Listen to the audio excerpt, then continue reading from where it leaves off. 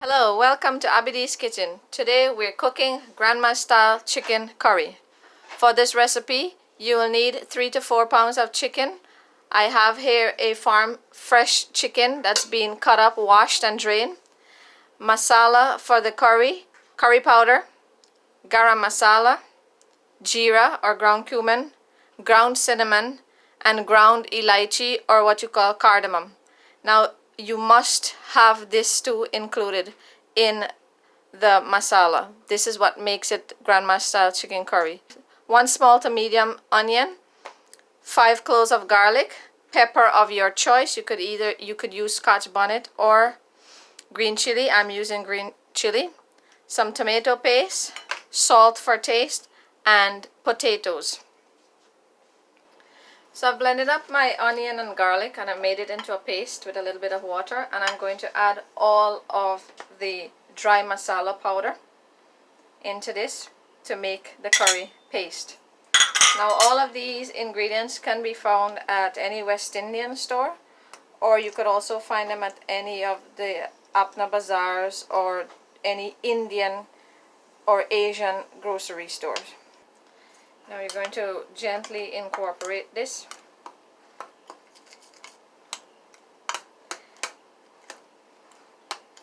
And I'm going to add a little bit of water, about 2 to 3 tablespoons, to make this into a nice thick paste.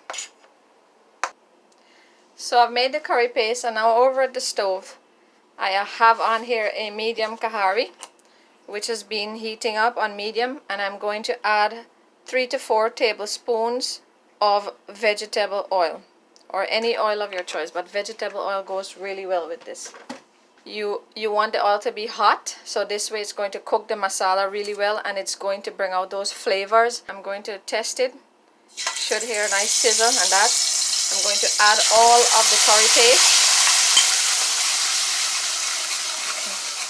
and give it a good stir. Now I've added about a 1/4 cup of water into the bowl that had the masala, and I'm going to put that into the paste, and I'm going to let this cook out for about 5 to 6 minutes to cook the raw curry taste out of the masala. Now you must be patient with this process, but this is the way I saw my grandma cooking it, and this is the way you're going to develop that unique and distinct flavor.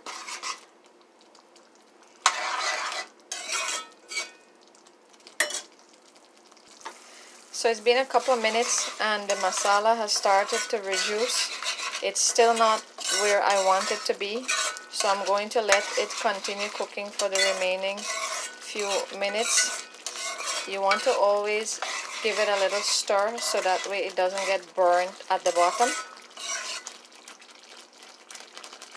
Now while we're waiting on this, if you do not have ground elichi or the ground cardamom powder at home, you could use 4 of the cardamom pods.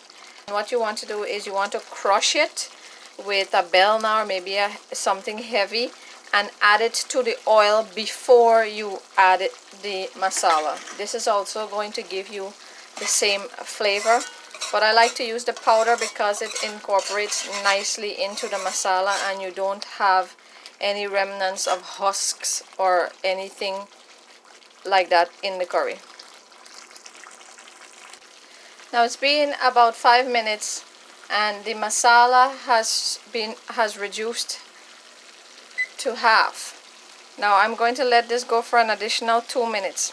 Now another way to tell that your masala has been finished cooking as well is that you will see the oil rising to the top of the masala when all of the water has been evaporated, and that's telling you that it's done. So here you can see, because I did not use a lot of oil, my masala paste is very thick and it's starting to stick at the bottom but not burn. It comes off easily. And now I'm going to add the chicken. Now this has been washed and has been draining all this time. I'm going to add all of it And to this, I'm going to add 2 teaspoons of salt. You can always add more later. Now I'm going to give this a good mix to coat all the pieces of chicken with that masala paste.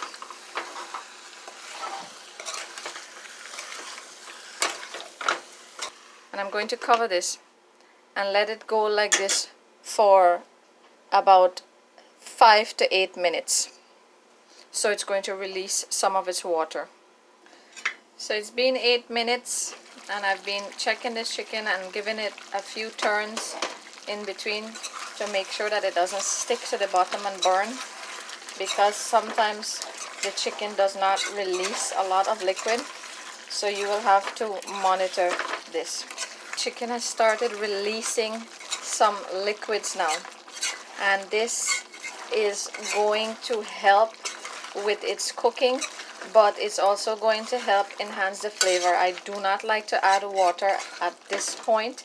I want the chicken to cook in its own juices for now. So I'm going to let this go again for an additional 3 to 4 minutes to let that water reduce. Checking again. I still at this point haven't added any water to this chicken, and as you can see here, it still has quite a lot. So at this stage I'm going to check on the doneness of my chicken, and this has been cooking in its juices all this while. I haven't added any water, and there, when I cut into it with the spoon, it is giving way. Now this is already 75% cooked. I'm adding in 1 pound of potato to my 3.5 pounds of chicken. Yes, the pot looks a bit crammed, but that is fine for me. Now I'm going to cover this.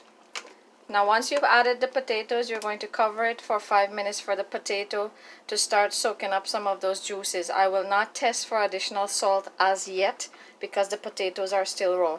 So I'm going to give this 5 minutes, and I'm going to gently give it a stir. And I'm also now going to take the opportunity to taste for salt. Now I haven't added any additional flavoring to this. This is the way I grew up eating it. This is the way Grandma has cooked it for over 60 to 70 years, and she still cooks it this way. Bless her, she'll be 90 this year. Now to this, I'm going to now add my gravy. I'm adding 2 cups of hot water. Now you always want to add hot water to your curries or stews, because you don't want to bring the temperature down when it's cooking. So I'm going to cover this with the 2 cups of hot water and let it cook. And when I test the potatoes and the potatoes are done, the chicken curry will be finished. I will only need to garnish it. So I just wanted to show you that my chicken is boiling away nicely there. So I'm checking on my chicken, and I could see the fibers are coming apart right now. And if I cut, it cuts all the way through with the spoon with ease, and that's indicating to me it's done. And this also depends on how you like your chicken.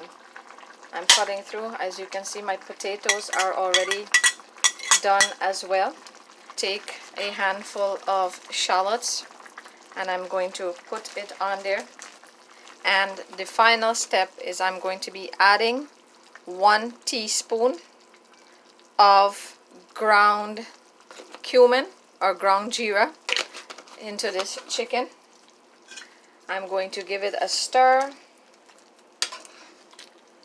As you can see, everything is nicely done, and I'm going to cover and let this flavor come together. Chicken curry is done. So here you have it, grandma style chicken curry for lunch today. Now as you notice, this curry is a mild curry. It doesn't have a lot of masala. It's not dark, it's not green like some of the other chicken curry variety. It is really flavorful because of the cinnamon and elichi that's added in there. Now all of the ingredients and measurements will be listed in the description box below. Try this recipe, give it a thumbs up, share, subscribe, and thank you for spending time with us today in Abidi's kitchen. Enjoy. Bye-bye.